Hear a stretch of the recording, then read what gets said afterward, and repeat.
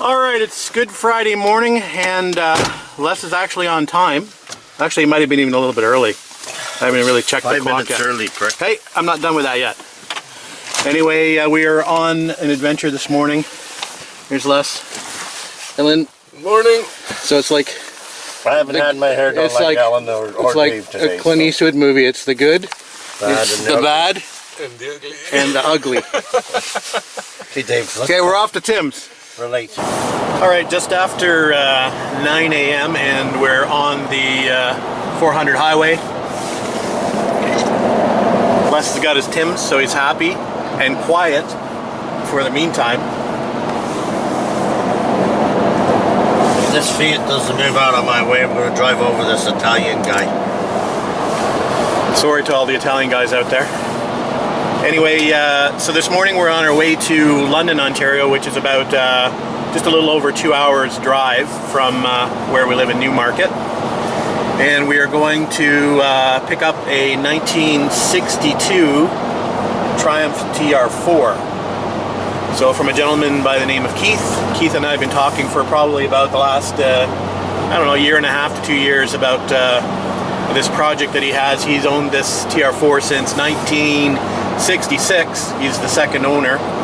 So it's a restoration project, but I'm looking forward to it. So we'll take some more video once we get closer to Keith's.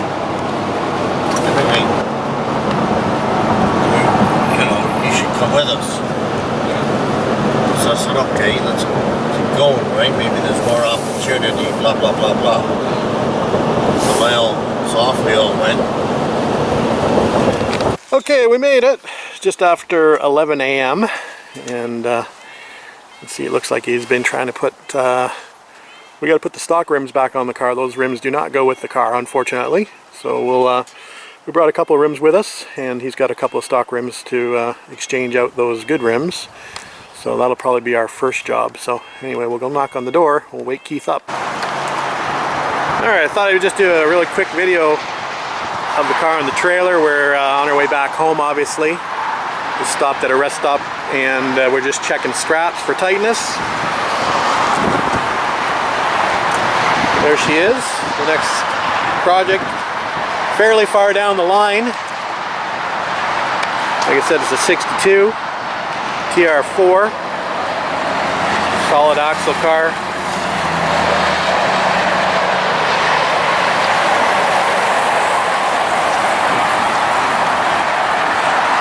We'll do more of a walk around when we get her to the storage location.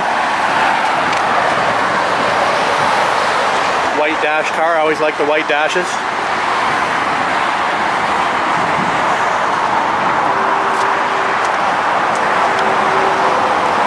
Check the straps and get back on the road.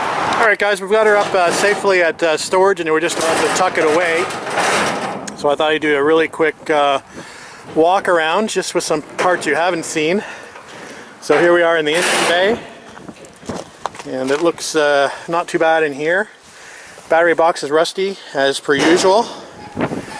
So I'm missing a couple push rods here. The engine looks to be in not too bad shape, and inside here is not too bad. We've got a weird, is that a dent over there, or depression? No, it's actually, like that. Factory? Yeah. Okay. It's weird. Which is kind of strange. No top radiator hose. That's the old style radiator, because this is an early TR4. So I believe that's correct. Anyway, it's got 69 TR6 seats in here, which is kind of interesting. Which are unusual seats for anybody who's not seen 69 seats. They have folding headrests, so there's a little button you pull on the back. It is a white dash car, which I quite like. All the gauges are present. Apparently it does have the center support somewhere here in the car. I haven't found it yet, but it's looking not too bad. Floors are not too bad. They were replaced in 87 and something like that, but it's got a lot of Bondo on it. You can see here, which a lot of repairs done to it over the years, I'm sure. But the trunk doesn't look too bad. I guess it's all what you're used to as well. Somebody might look at this and go, oh my god, but we kind of look at it and go, yeah, that's not too bad. So That's kind of weird how this is bondoed right over, you know, that metals doesn't look actually that bad. Anyway, so there's a quick overview. Obviously needs a full restoration. White top, black interior, signal red exterior. And again, it's a 1962. It is an overdrive car from the factory. It only has a 4-speed in it currently. The overdrive was robbed, I believe, at some point. But yeah, so it's here safely. We're going to tuck it away, put it under cover, and we'll revisit it another day. It's cold out here. Cold out here. It is cold. Yeah.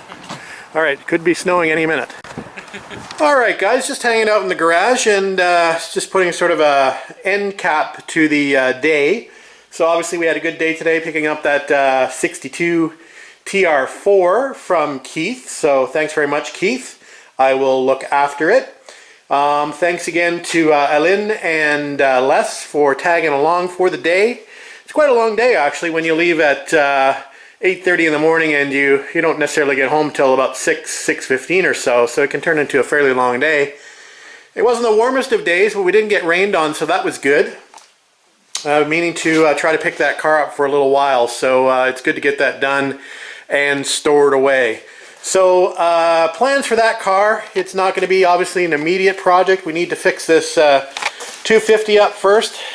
Second, next to this one is the 59 TR3 that I've got sitting at the side of the house at the moment. That's kind of a project that I put on hold to try to complete this TR250 for last year's British Car Day. We're hoping to get this 250 done hopefully before September, and then I can get back to the 59 TR3A project. It's about 50% done. We're on to the body work for that. Chassis, motor, suspension is all done on that car. It's really down to body work and paint. So we hope to get back to that, like I said, in the winter time and work on that as quickly as possible. Next in line after that is the TR8 and then the new acquisition, the TR4 will fall in line after that. So we do have projects lined up, which is not necessarily a bad thing. When good projects come up, you sort of need to grab them.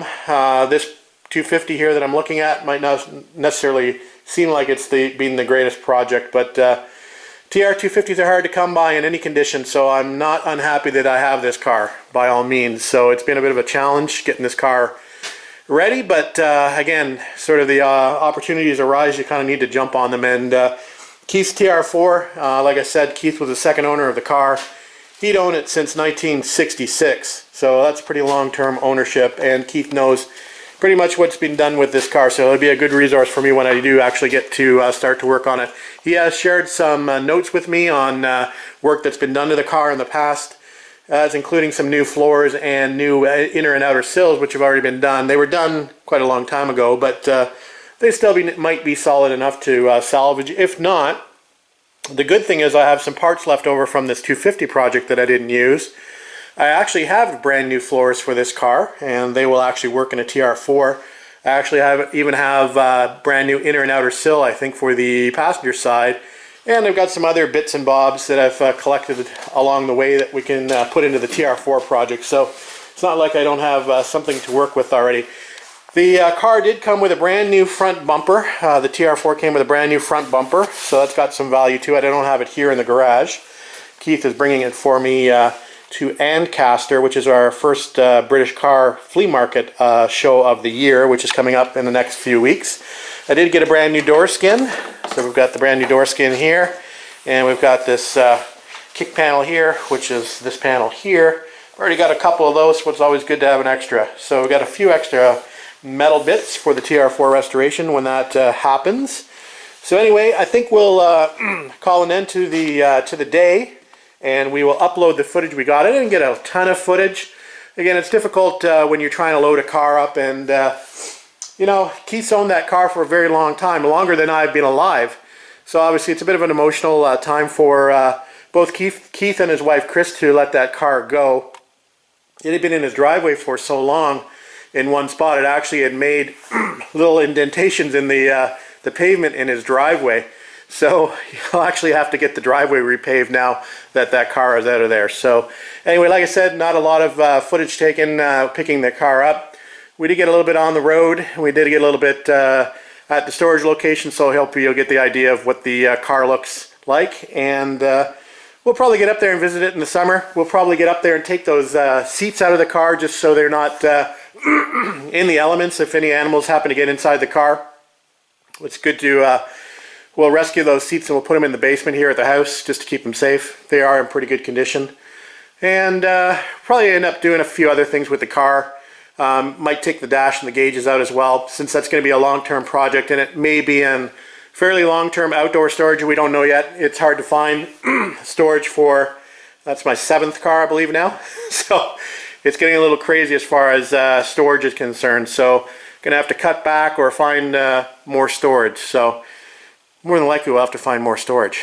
Anyway, that's it for tonight. I'm rambling. We'll see you over the next couple days. I'm off to my parents for Easter, so we'll probably see you on Sunday, late Sunday. We'll be back and probably be out in the garage for a few more power hours, let's say, and we'll see you then. Thanks for watching and subscribing and commenting, and have a great Easter weekend.